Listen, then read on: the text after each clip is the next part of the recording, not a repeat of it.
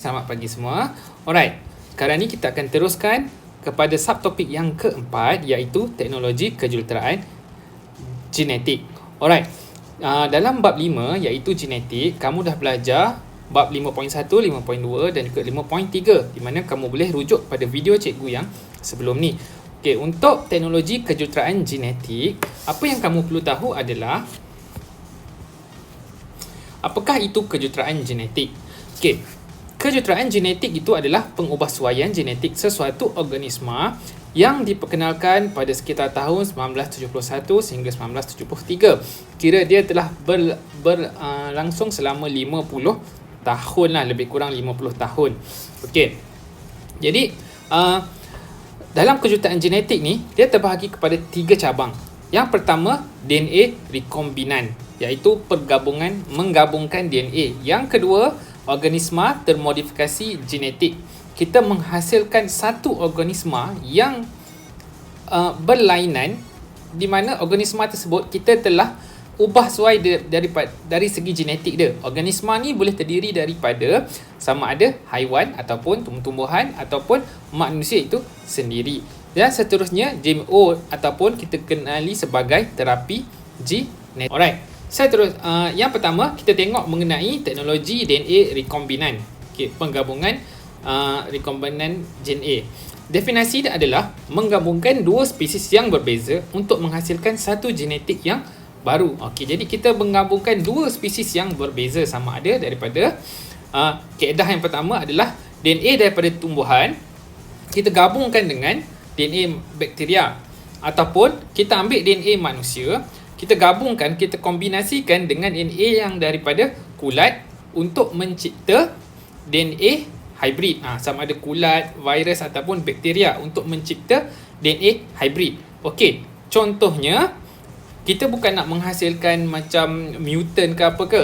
Tujuannya adalah untuk menghasilkan insulin melalui bakteria. Okey, jadi kita go through sikit.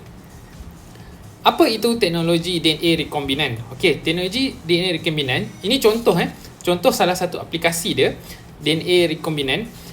Yang pertama, kita ada satu sel manusia.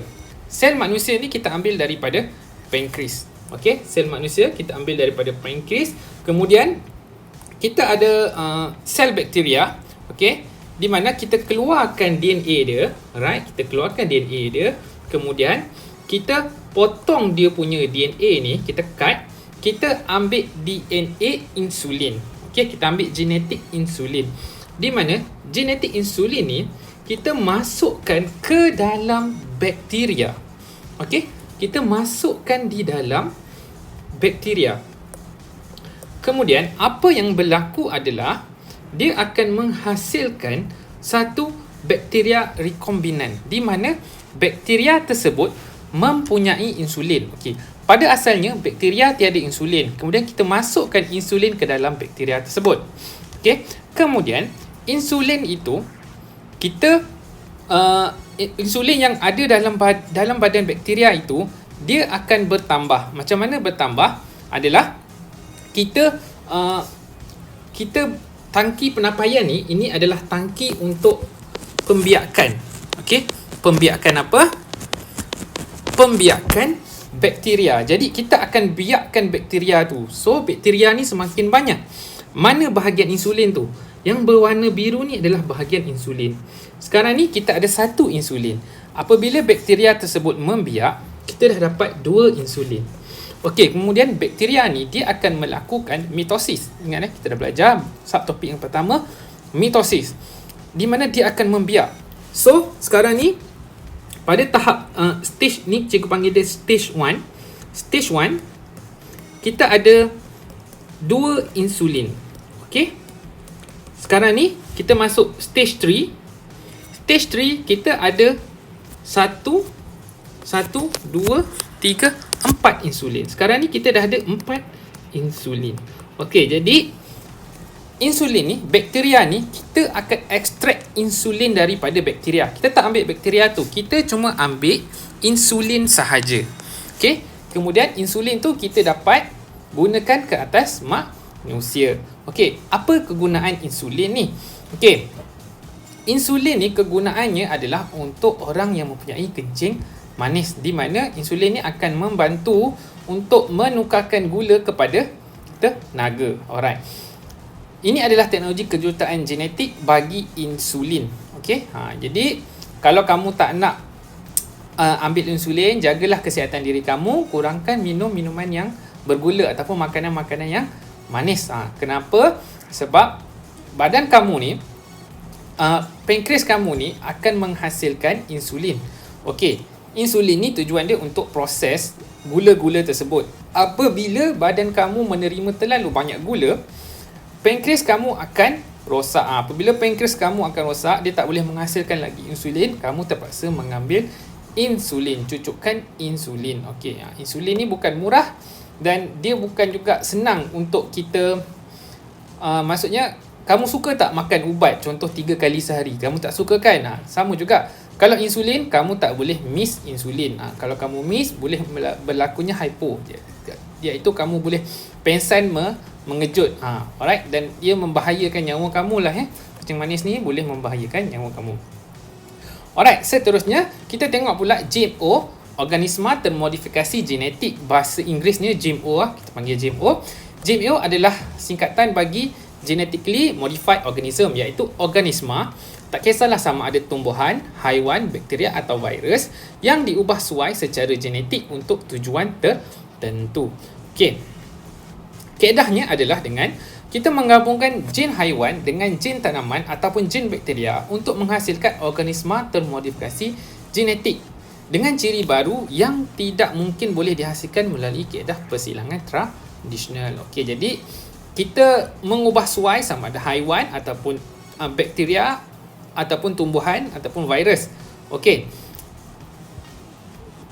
Okey, antara aplikasinya adalah kita dalam penanaman padi, jagung dan kelapa sawit. Ini contoh yang di Malaysia lah, di mana kita akan menghasilkan organisma yang baru. Organisma tersebut adalah tumbuhan yang baru. Untuk organisma tersebut, dia mempunyai daya tahan terhadap serangga perosak ataupun penyakit. Okey, contoh kalau kelapa sawit dia ada penyakit. Kelapa sawit dia ada penyakit Jeno. Okey, penyakit Jeno. Okey, penyakit Jeno ni adalah salah satu penyakit cendawan yang akan merosakkan pokok sawit tersebut.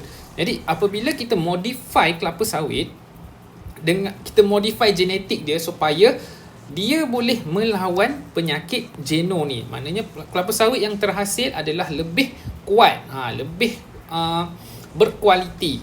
Alright, sama juga padi dan juga jagung. Kita memang melakukan GMO ke atas padi ataupun jagung yang berada di Malaysia. Sebab itu kita punya jagung makin lama kita, kalau kamu perasan lah, dulu ada jagung saja. Sekarang ada jagung manis, ada jagung mutiara. Itu semua terhasil daripada GMO. Okey, dan GMO juga boleh disalahgunakan. Terutamanya dalam bakteria ataupun virus, di mana bakteria tersebut kita boleh modifikan dia menjadi satu bakteria yang berbahaya. Okey, ataupun satu virus yang berbahaya. Ini lebih kepada biological warfare lah. Ini tak termasuk dalam silibus. Ini cuma cikgu bagi tahu saja kamu. Alright, antara yang famous pada tahun 2019, 2020 dan 2021 ni adalah COVID. COVID adalah salah satu organisma GMO, tetapi dia berlaku secara semula jadi. Dia berlaku secara semula jadi, di mana COVID ni dia datang daripada kelawar dan dia termodifikasi. Dia adalah virus yang termodifikasi, dan dia apabila dia dimodifikasi, dia dah boleh untuk menyerang manusia. Alright. Seterusnya, kebaikannya adalah dapat mengurangkan penggunaan racun dan dapat mengurangkan pencemaran alam sekitar. Jadi kalau kita dah ada pokok padi, kelapa sawit ataupun jagung yang tak boleh diserang oleh serangga perosak, kita dah tak perlu menggunakan racun serangga. Apabila kita tak perlu gunakan racun serangga, kita dapat juga meningkatkan kualiti makanan kita. Makanan kita dah tak terdedah dengan racun, dan juga persekitaran kita juga tak terdedah dengan racun. Alright. Seterusnya, antara kebaikan teknologi kejuruteraan elektrik ni adalah kita dapat teknologi kejuruteraan genetik ni, kita dapat mengenal pasti dan menentukan penyakit baka dan seterusnya merawat tersebut. Yang kedua, menghasilkan tanaman dan ternakan yang berkualiti. Okey, menghasilkan tanaman dan ternakan yang mempunyai daya tahan penyakit yang lebih tinggi dengan generasi sebelumnya. Yang keempat, menghasilkan tanaman yang lebih banyak. Okey, yang lebih banyak dan memerlukan masa yang lebih singkat untuk tuaian. Kalau dulu, zaman dulu-dulu kan, orang tanam padi, dia hanya tuai sekali setahun. Kalau contoh, kalau dulu-dulu, kita, kalau di Sarawak atau di Sabah, kita sambut gawai. Pesta gawai. Kalau di Semenanjung, Semenanjung pun ada juga pesta menuai. Pesta menuai ni kita hanya buat sekali sahaja setahun. Maknanya, padi memerlukan masa tuaian selama 12 bulan. Okey, 12 bulan sekali tuai. 12 bulan sekali tuai. Tapi sekarang ni kita dah berjaya mengubah genetik padi tersebut di mana kita boleh membuat tuaian sebanyak 2 ataupun 3 kali setahun. Maksudnya dalam setahun tu lebih banyak padi yang kita boleh hasilkan. Dan bila banyak padi, harga padi pun lama-lama boleh berkurang. Okey, yang kelima adalah dari segi perubatan, di mana kita boleh menghasilkan insulin dan enzim daripada bakteria yang boleh membantu kesihatan manusia. Dan kalau ada kebaikan, mestilah ada keburukan. Di mana keburukan yang pertama adalah hasil perubahan genetik memberi alahan ataupun kesan-kesan sampingan kepada pengguna yang mengalami alahan. That's why kalau kamu tengok sekarang ni makin banyak orang yang allergic kepada kacang, orang yang allergic kepada jagung, orang yang allergic kepada macam-macam lah. Sebab kacang tu adalah kacang yang telah dimodifikasi, bukan kacang yang secara semula jadi. Kacang tak kisahlah, kacang tanah, kacang soya. Okay? Dia menyebabkan alahan-alahan kepada sesetengah individu. Tapi alahan tu tak membawa maut. Jadi kita timbang mana yang lebih bagus, kita akan follow yang lebih bagus. Okey, yang kedua, penyelidikan genetik menghasilkan spesies baru menyebabkan spesies asal akan pupus. Contoh adalah spesies asal yang akan pupus seperti lembu. Contoh lembu di Jepun. Okey, dulu ada banyak jenis lembu di Jepun, tapi sekarang ni hanya ada lembu wagyu sahaja. Kenapa? Sebab kita nak lembu yang terbaik kan. Jadi lembu-lembu yang kampung atau lembu-lembu biasa di Jepun tu semua telah dipupuskan dan semua peternak hanya membela lembu wagyu sahaja. Sebab tu kita kata spesies asal akan pupus dan spesies baru sahaja yang akan ada. Okey, seperti yang ketiga juga boleh menyebabkan kesan sampingan mutasi kepada pengguna. Okey, yang ini adalah dalam peringkat kajian di mana jika kamu tengok pada waktu sekarang ni, semakin banyak orang yang mengalami kecacatan berbanding pada waktu dulu. Sebab apabila kita menggunakan produk-produk yang telah dimodifikasi, kemungkinan ada side effect yang negatif kepada diri kita, kepada manusia tersebut. Apabila kita makan padi yang telah dimodifikasi, kita makan jagung yang telah dimodifikasi, dia juga boleh menyebabkan berlakunya mutasi kepada pengguna. Tapi mutasi itu adalah minor sajalah, bukan mutasi yang menyebabkan kamu jadi macam alien. Tak adalah macam tu. Dan yang keempat adalah pengubahsuaian genetik yang digunakan secara tidak beretika. Okey, seperti membuat senjata biologi yang boleh membahayakan manusia. Okey, yang ini yang cikgu dah cakap tadi, pengubahsuaian genetik dari segi bakteria ataupun virus. Okey, yang kelima adalah kita kemungkinan akan menghasilkan organisma yang mempunyai daya tahan tinggi terhadap pestisid. Okey. Contohlah kalau ada orang buat sebelum ni serangga perosak yang bagi tanaman adalah belalang.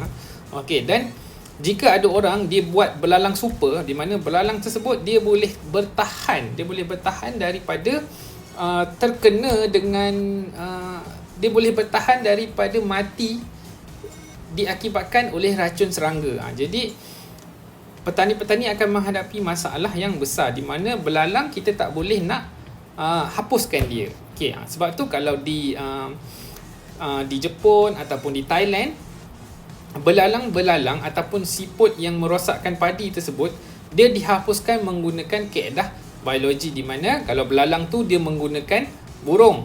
Burung akan makan belalang. Jadi belalang tersebut tidak dapat merosakkan padi. Dan manakala siput pula, siput dibunuh menggunakan itik, di mana itik tersebut akan dilepaskan kepada sawah-sawah padi, dan itik tersebut akan makan siput-siput yang akan merosakkan tanaman tersebut. Alright, ni nanti kamu akan tengok video tu Okey. Dan kamu juga akan belajar mengenai etika dalam teknologi kejuruteraan genetik. Okey, apa itu etika dia? Apa etika? Okey, ada 5 etika yang perlu dititik beratkan. Yang pertama, perlu dijalankan dengan integriti yang tinggi agar tidak menyalahi moral dan agama. Okey, kita tak boleh buat kejuruteraan genetik kepada manusia. Itu adalah menyalahi undang-undang. Kita tak boleh nak menghasilkan manusia yang baharu, sebab itu adalah menyalahi dari segi undang-undang. Yang kedua, haruslah membantu manusia dari segi kesihatan. Contohnya dalam penciptaan insulin. Okey. Yang ketiga, membantu manusia dalam menyelesaikan masalah kekurangan makanan. Maksudnya, kita hanya boleh buat kejuruteraan genetik pada tumbuhan supaya tumbuhan tersebut boleh menghasilkan lebih banyak lagi sumber makanan untuk kita makan. Yang keempat adalah etika dan nilai murni hendaklah diamalkan semasa menjalankan eksperimen kejuruteraan genetik agar tidak menyentuh sensitiviti agama dan moral. Ini poin nombor 4 ni lebih kepada sama macam poin nombor 1. Dan yang kelima adalah peraturan perlu dikuat kuasa bagi mendidik para pengkaji memahami dan mengikut perkembangan kejuruteraan elektrik. Ni peraturan lah, kita ada setkan peraturan-peraturan supaya saintis-saintis ni tak melakukan sesuatu eksperimen ataupun uji kaji yang menjangkaui moral manusia. Okey, dan bab subtopik yang seterusnya adalah variasi. Kalau kamu tengok gambar dekat bawah ni, kamu perasan tak? Mereka semua adalah pelajar lelaki. Tapi adakah mereka semua ni sama? Sama tak muka mereka? Mereka ni semua manusia, tapi mereka ada ketinggian yang berbeza, saiz yang berbeza, gigi yang berbeza, ada warna kulit yang berbeza, rambut yang berbeza, kening yang berbeza. Itu kita panggil dia sebagai variasi. Dalam satu spesies yang sama, terdapatnya variasi-variasi yang berlaku. Okey. Dan variasi pula terbahagi kepada 2. Yang pertama, kita ada variasi selanjar. Variasi selanjar ni adalah variasi yang menunjukkan perbezaan yang tidak ketara atau tidak jelas antara individu dalam populasi yang sama. Contohnya seperti ketinggian jisim badan manusia. Okey, ketinggian ataupun jisim badan. Ini variasi selanjar lah. Dia menunjukkan perbezaan yang tak ketara. Okey, variasi tak selanjar, variasi yang menunjukkan perbezaan yang ketara atau yang sangat jelas antara individu dalam populasi yang sama. Contohnya seperti kebolehan menggolong lidah, jenis cap jari, jenis cuping telinga dan juga jenis kumpulan darah. Okey, jadi variasi ada 2. Variasi selanjar, di mana variasi selanjar ni lebih kepada fizikal, dan variasi tak selanjar ni lebih kepada biological. Lebih kepada biological, dan benda biological ni kita tak boleh nak ubah. Okey, seterusnya, apakah yang menyebabkan faktor-faktor berlakunya variasi? Yang pertama, kita ada faktor genetik. Okey, faktor genetik yang pertama adalah pindah silang kromosom. Yang ini meiosis.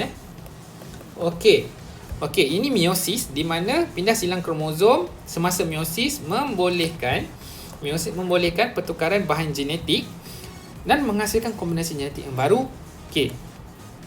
Penyusunan kromosom secara bebas menghasilkan gamet yang mempunyai maklumat genetik yang berlainan. Okey. Kemudian ini adalah proses meiosis, persenyawaan secara rawak antara gamet jantan dan gamet betina menghasilkan zygote, kombinasi genetik yang berlainan. Okey. Mutasi kromosom dan gen menghasilkan fenotip baharu akibat perubahan dalam maklumat genetik. Yang ini sebelah sini, ini adalah bagi manusia. Okey. Variasi dalam manusia, dan ini adalah variasi dalam tumbuhan. Okey. Ini adalah variasi dalam tumbuhan. Alright. Okey, seterusnya faktor persekitaran. Okay, ada dua faktor yang menyebabkan variasi. Yang pertama faktor genetik, yang kedua faktor persekitaran. Dalam faktor persekitaran seperti pH, cahaya matahari, suhu, air, iklim, pemakanan dan boleh menyebabkan perubahan pada ciri-ciri organisma. Contohnya, jika seseorang dia terdedah kepada cahaya matahari yang lama, okey, dia bekerja di tengah panas, buruh binaan yang bekerja di tengah panas, dia akan menyebabkan kulit dia menjadi lebih gelap. Tu dah menyebabkan berlakunya variasi kepada manusia. Okey, contoh lagi, seseorang boleh menjadi obes ataupun mempunyai fizikal yang lebih besar jika dia terlebih makan. Jadi makan perlu kawal. Okey.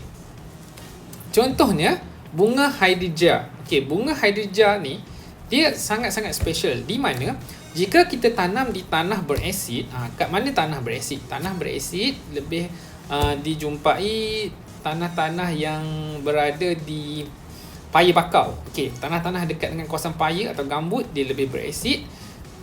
Kalau kita tanam dekat situ, bunga tersebut akan berwarna biru. Tapi jika kita tanam di tanah yang tanah merah, dia akan menghasilkan bunga berwarna merah jambu. Okey, ni bunga hydrangea. Okey, nanti kita akan tengok contoh bunga hydrangea ni. Okey, kepentingan variasi. Apakah kepentingan variasi? Kepentingan variasi yang pertama, membolehkan organisma itu menyesuaikan diri terhadap perubahan persekitaran. Okey. Yang kedua, membolehkan kita membeza dan mengecam setiap individu dalam spesies yang sama. Okey, contoh manusia. Kalau manusia semua muka yang sama, macam mana kita nak cam? Okay, kalau manusia ni mempunyai variasi, kita bolehlah cam. Kita boleh cap jari berbeza, muka yang berbeza, kita boleh kenal pasti. Okey.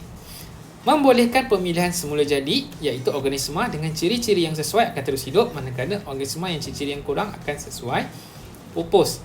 Okey, maksud yang ini organisma yang boleh tahan dalam situasi tersebut dia akan hidup, organisma yang tak tahan dia takkan boleh hidup. Contoh, jika kamu tengok di bahagian kolam air panas, suhu dia adalah 100 darjah Celsius. Di mana kalau kamu nampak dekat situ, dia punya organisma yang boleh hidup dekat situ hanyalah sejenis lumut yang berwarna merah. Okey, seterusnya yang keempat, membantu organisma dalam penyamaran untuk melindungi diri dari pemangsa. Okey, ni kamu boleh tengok ada dekat contoh yang cikgu akan tunjuk ni, ada mempunyai kaedah penyamaran supaya dia dapat elakkan diri dia daripada pemangsa. Okey. Seterusnya, variasi pada haiwan dan tumbuhan dapat meningkatkan nilai tambah sesuatu pada haiwan dan tumbuhan tersebut. Contoh sekarang ni dah musim durian kan. Contoh seperti pada asalnya kita hanya ada durian kampung. Okey, durian kampung, setelah durian kampung murah saja kan. Ada yang jual RM5 sebiji, RM3 sebiji. Okey, kemudian daripada durian kampung tu kita dah ubahkan, variasikan dia jadi durian D93. Okey, D93 tu kemudian D93 tu harganya dalam RM25 sekilo. Okey, jadi nilai dia dah bertambah. Kemudian kita ubah lagi jadi dia durian 168, D168 lagi mahal, RM35 ke RM45 sekilo. Jadi variasi juga dapat meningkatkan nilai tambah. Contoh durian lah, sekarang ni musim durian. Durian tu daripada durian kampung sampailah kepada durian yang ada D168 tu, semua nilai dia semakin bertambah. Alright, sekarang ni kita dah sampai kepada rumusan. Yang pertama, dalam genetik kamu dah belajar mengenai mutasi. Dalam mutasi kita ada mutasi kromosom, mutasi jin dan juga penyakit gangguan jin. Okey. Okey, seterusnya kamu dah belajar juga mengenai pembahagian sel, iaitu mitosis, meiosis, kepentingan mitosis, kepentingan meiosis dan juga apa itu DNA. Okey, apa itu DNA? Boleh refer bagi nota sebelum ni. Okey, dan juga kamu dah belajar mengenai pewarisan. Apa mekanisme yang digunakan dalam pewarisan? Okey, kamu juga dah belajar mengenai variasi. Baru je kita belajar, iaitu variasi selanjar dan variasi tak selanjar. Dan juga kamu juga dah belajar mengenai teknologi kejuruteraan genetik. Kita ada banyak jenis teknologi, ada tiga jenis teknologi kejuruteraan genetik. Dan kamu juga dah belajar etika dalam kejuruteraan genetik. Dan juga kesan-kesan kejuruteraan genetik. Ada 5 kesan positif dan juga ada 5 kesan negatif. Alright, itu sahaja untuk pada minggu ini.